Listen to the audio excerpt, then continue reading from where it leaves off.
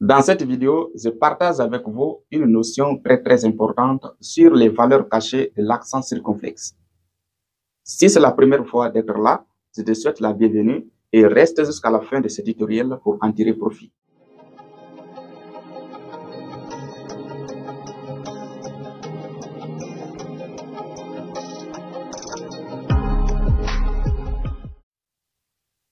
Dans l'une de mes précédentes vidéos, je vous avais expliqué comment employer ces différents accents en français.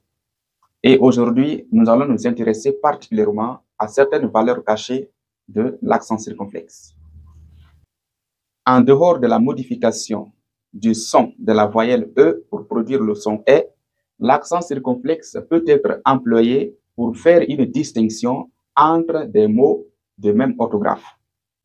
Exemple, fut, verbe être conjugué au passé simple à la troisième personne du singulier, et fut nom masculin. Mur, nom masculin, mur, adjectif qualificatif. Sur, préposition, et sur, adjectif qualificatif. En dehors de la fonction de distinction, l'accent circonflexe est aussi employé dans certains mots pour remplacer des lettres manquantes ou indiquer la suite de certaines voyelles. Exemple, tête, fête, ancêtre, arrêt, vêtement. Pour repérer la lettre disparue, il suffit de former un autre mot de la même famille que celui-ci. Dans le mot dérivé, la lettre disparue apparaîtra automatiquement. Exemple, à partir du mot tête, nous pouvons former le verbe tester. Pour le mot fête, nous pouvons dériver festival ou festivité. Pour le mot ancêtre, nous avons ancestral. Arrêt, arrestation.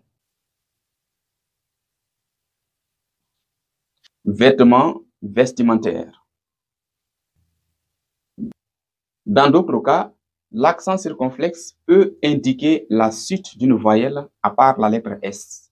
Exemple, pour un rappel, vous devez comprendre que le Q en français est toujours suivi de la lettre U pour produire le son que, sauf dans certains noms ou dans certains mots étrangers. Ici, nous avons fait une dérivation, donc une nominalisation à partir du verbe piquer. Et pour cela, qu'est-ce que nous avons fait? Ici, je vous explique la procédure. Vous devez comprendre que ce mot a été formé à partir d'une dérivation. Et cette nominalisation est faite à partir du suffixe ur.